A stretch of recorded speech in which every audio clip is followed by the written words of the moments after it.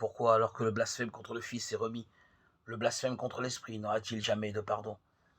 Les pharisiens eux-mêmes proféraient les deux blasphèmes. Le voyant homme, ils l'insultaient. D'où vient celui-ci, si cette sagesse? Matthieu 13, 54. Et tu n'as pas encore 50 ans, et tu as vu Abraham, Jean 8, 57. Et contemplant en lui les œuvres du Père, en plus de nier sa divinité, il disait qu'en lui se trouvait Belzéboul, et que ses œuvres étaient les siennes. C'est pourquoi, en tant que les deux blasphèmes étaient dirigés contre lui, que l'un était moindre à cause de son aspect d'homme et l'autre plus grand à cause de sa divinité, c'est pour le plus grand qu'il formula contre eux l'inévitabilité du châtiment. Ce n'est pas comme si l'esprit lui était supérieur et pour cette raison plus répréhensible.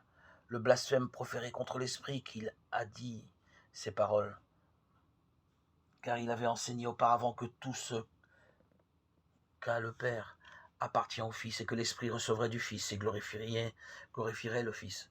Jean 16, 14, 15. Et ce n'est pas l'Esprit qui donne le Fils, mais c'est le Fils qui accorde l'Esprit à ses disciples, et par eux à ceux qui croient en lui. C'est lui en effet le maître de la maison de l'univers. Car celui qui renie le Fils, qui invoquera-t-il bien pour pouvoir obtenir propitiation? Quelle vie, quel repos attendra l'homme qui aura rejeté celui qui dit « Je suis la vie » Jean 14, 6.